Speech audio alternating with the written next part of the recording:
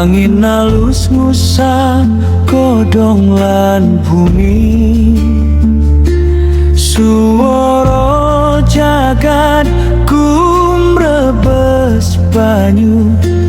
Kabeh nyawiji nanging kawula eling, Gusti ingkang maringi, Gusti ingkang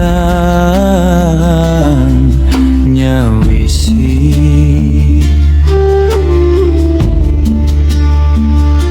Rasa meneng lebu ing ati, anono gumelut tanono pamri. Mung weninging rasa sumunar pepadang, sing jero ati kawula Gusti tansah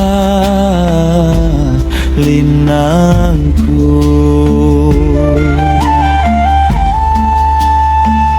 Segara jembar ombak gumelar, banyu milih saka sumber resik lan bening. Kawula nyawang ati linangkung, sing milih mung lantaran nanging urip lan pepadang tetep saka Gusti. Banyu lan segara pralambang urip, nalika kawula menang nyawiji dateng alam. Ati kawula sumunar manah kawula manang kawuluhane. Tanono siji kajaba namung Gusti,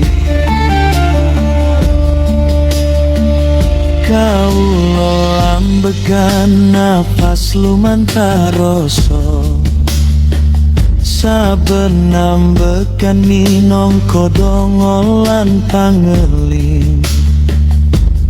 Urip iku lelampahan, sing ngalami lan sing nyawisi tetep Gusti. Nalika napas mlebu kawula eling,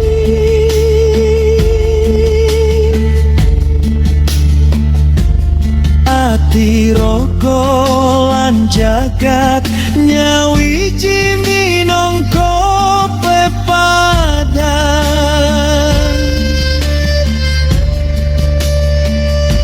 Saben nafas ora mung kanggo urip, nanging kanggo pasrah, kanggo wening, kanggo pepadang Gusti.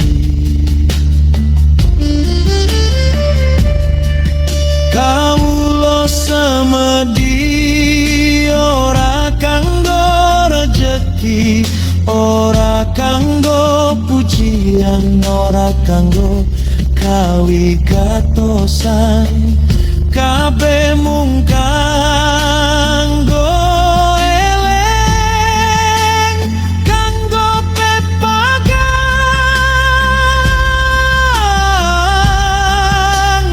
kanggo rahayu.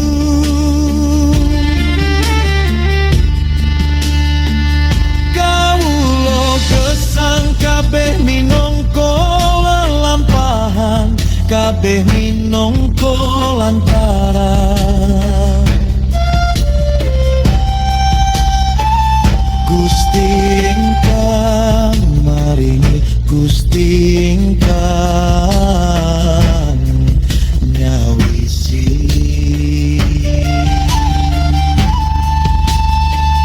Kaweruh punika sumunar ing jero ati kawula,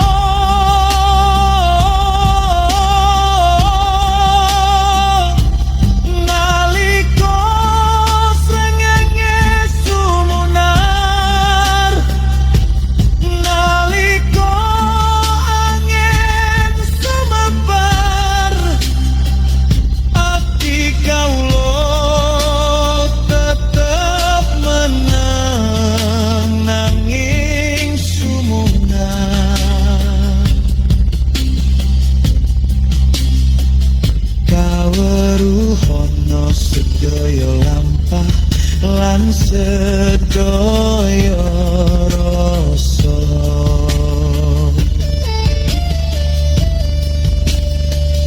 Kawula sumingkir Gusti ingkang nuntun lan lajengaken